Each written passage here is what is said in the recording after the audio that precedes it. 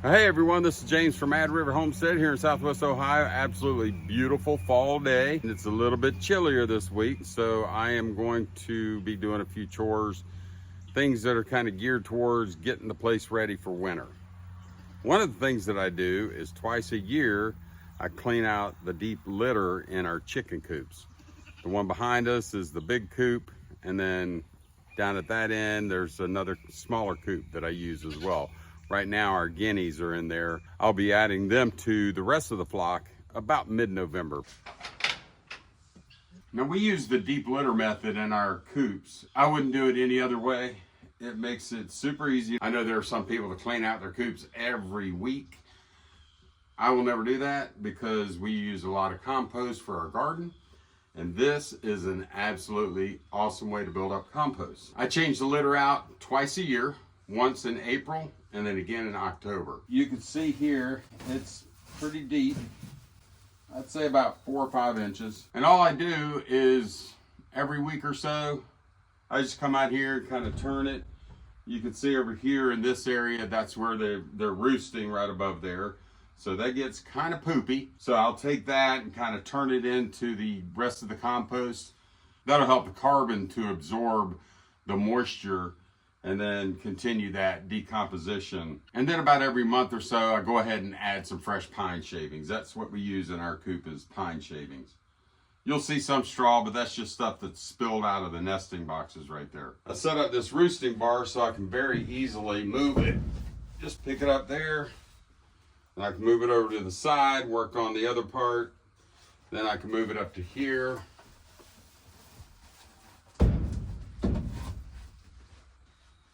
So I have easy access to the whole coop. Speaking of the nesting boxes, gonna have to clean those out. Oh, there's a little girl in there maybe laying an egg right now. Sorry, girl. Were you done?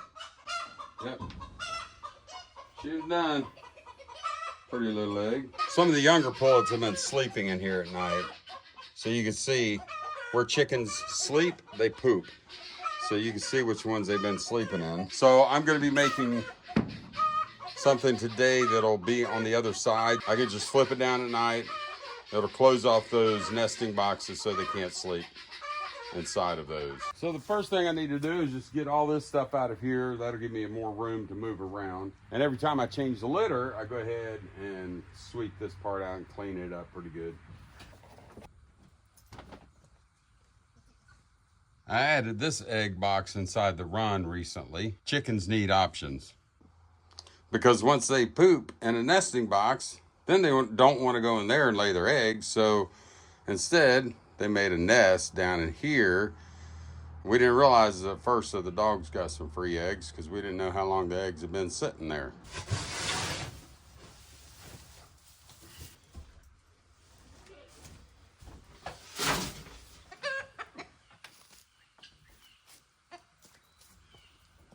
Once I have the wheelbarrow full, I'll take it around to the compost bin. Now this compost started the same as the other one did back in April. And I could put it on the garden right now.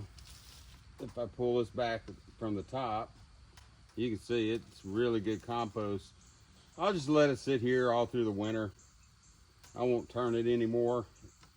It'll just continue to break down. It's not real hot down in there. It's right at 80 degrees. A little bit warmer than the outside air.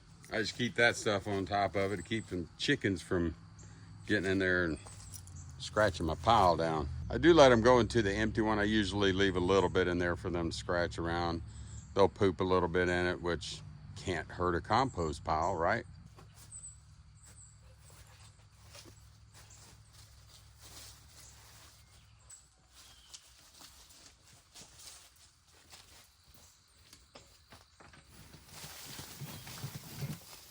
Now every time I dump some, I go ahead and spray it down good with water. You really want that, especially at this point, to be very saturated with water. All the microorganisms need that dampness, that wetness to survive. So I have my hose here, and every time I do it, I just wet it down some. If you wait and try to do it at the end, I guarantee you it's not gonna get wet enough.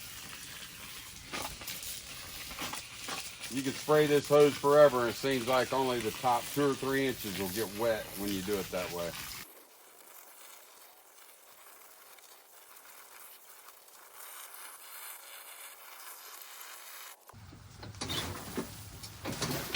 So I'll finish wetting this one down. Go back and get another wheelbarrow and keep going until it's all done. But I won't make you watch that whole part. The time you spend watching these videos is very valuable, I know. And I appreciate it. I'd also appreciate if you leave me a comment. Let me know how you do your chicken coop. Do you use a deep litter method? Wetting it like this will really heat it up too. Those microorganisms will get to work. Well, this is one day later, and as you can see, the compost is cooking very well. It's right around 110 degrees.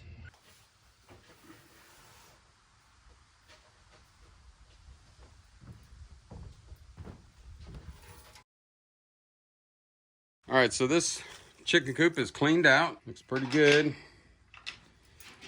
Thought about putting some linoleum down, but because of the way that I do this litter, you can see that plywood hardly gets wet at all. Every once in a while, down in this area, right below where they roost, you can see where all the poop comes off of them. It does get a little wet there, but I try to keep ahead of that. Try to keep, pulling it away from there and mixing it in with the dry carbon. Now I'll just get the sawdust down, but first, I'm gonna make a little flap that'll fold down for that thing. Well, this is what I came up with. Had a little piece of board.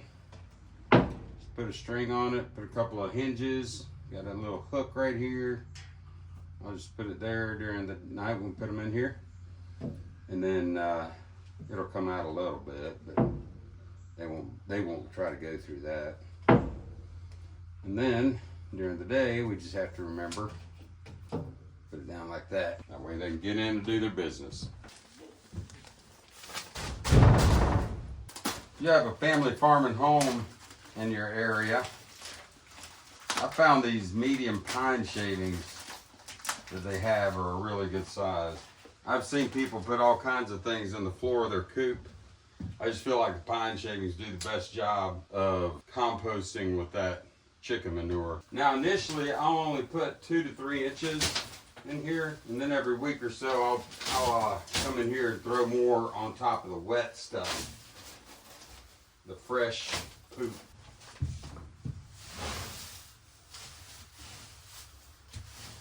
One really good thing about doing this deep litter method is during the winter, if it gets cold where you are at all, that composting will provide some extra warmth for the chickens. We don't use any kind of artificial warmth, no heaters or anything like that. Just seen too many times where there's fires break out, lamp falls, or some kind of electrical thing happens. I don't want that.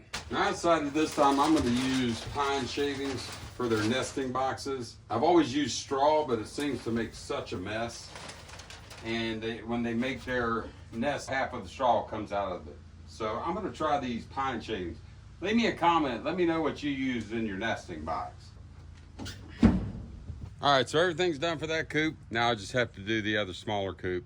Pretty much the same thing, but it looks a little bit different because the way I have to get into it. By the way, if you like this coop, I'll leave a link at the end of this video to the video for when I built it. If you want to get some ideas, if you're looking to build a coop and you want a nice big one, this has worked out really, really well.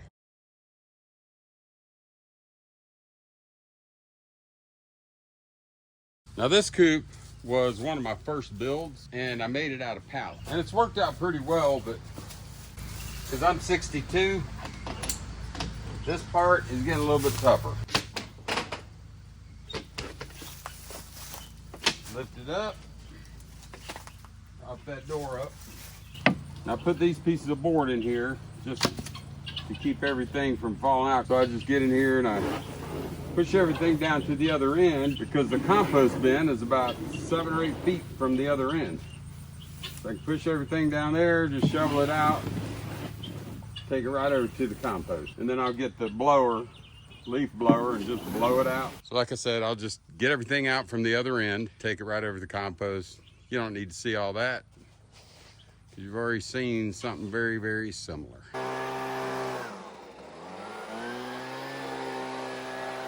So right now, only the guinea fowl are going in this. That's those things that are so loud. But they're the only ones using this coop right now. Mid-November, I'll be adding them to the whole flock.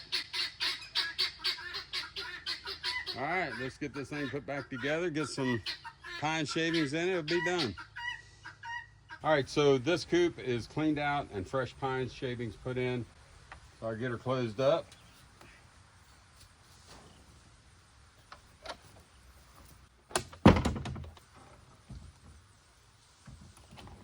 Now there will be some more winterizing that I'll need to do. One thing I like to do is put plastic over this opening here, and about 2/3 of the way down on this back part, I like to put plastic as well, and then at the other end. So that way is north.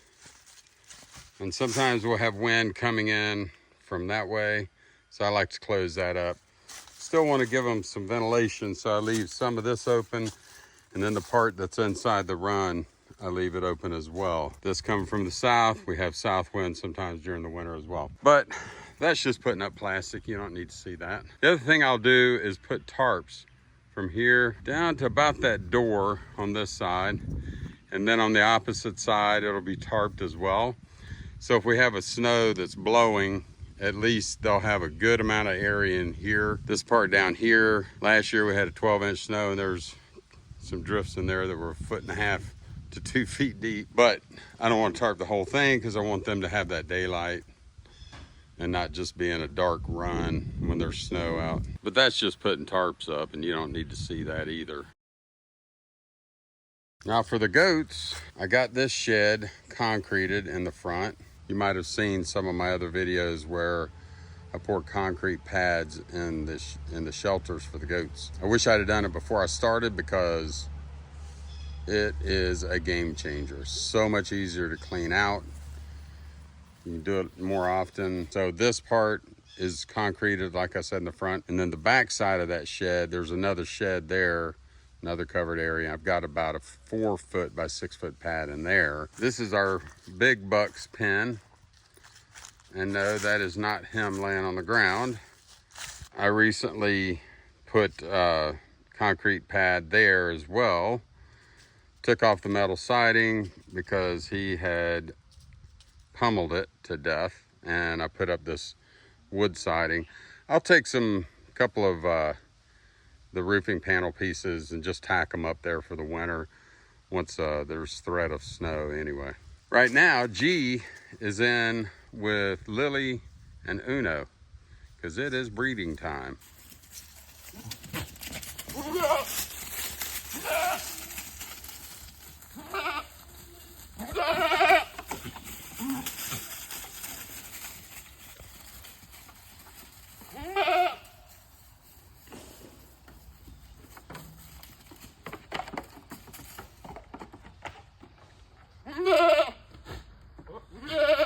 Uno, he'll get to you soon enough.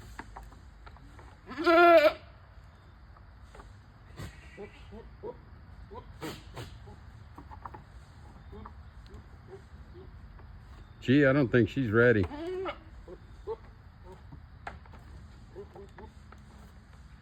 Relentless. He was about to lose his mind over here. So hopefully we'll have kids mid-March. So I've got a couple of our smaller goats in here. Baby, we were thinking about breeding her this year, but she's still pretty small. She certainly wouldn't be able to handle G, I don't think.